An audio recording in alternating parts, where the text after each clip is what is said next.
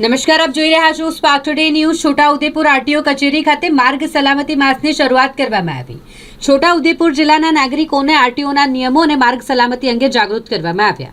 એકલબારા ખાતે આવેલી જિલ્લા આરટીઓ કચેરી પર જિલ્લા આરટીઓ કચેરી તથા જિલ્લા ટ્રાફિક પોલીસના સંયુક્ત ઉપક્રમે માર્ગ સલામતી માસની શરૂઆત જિલ્લા પોલીસ અધિક્ષક ઇમ્તિયાઝ શેખના અધ્યક્ષસ્થાને કરવામાં આવી। હાલમાં વધતો જતો ટ્રાફિક અને વધતા જતા વાહનોને ધ્યાનમાં લઈ આરટીઓ સહિત પોલીસ વિભાગ ખૂબ જ સક્રિયપણે ફરજ બજાવી રહ્યા છે।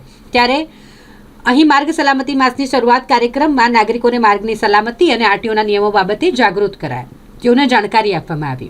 આજથી રાષ્ટ્રીય માર્ગ સલામતી મહિનો શરૂ થઈ રહ્યો છે, જેની છોટાઉદેપુર આરટીઓ દ્વારા ઉજવણી કરવામાં આવી અને જેમાં અમે હાજર રહી છોટાઉદેપુર શહેરની જિલ્લાની જનતાને ટ્રાફિકના નિયમોના પાલન બાબતે જાગૃત થવા માટે એક સંદેશ આપ્યો છે અને આરટીઓના અધિકારીઓ દ્વારા અમારા જિલ્લા ટ્રાફિકની ટીમ દ્વારા આ કાર્યક્રમનું ખૂબ સરસ રીતે આયોજન કરવામાં આવ્યું છે। જય હિન્દ।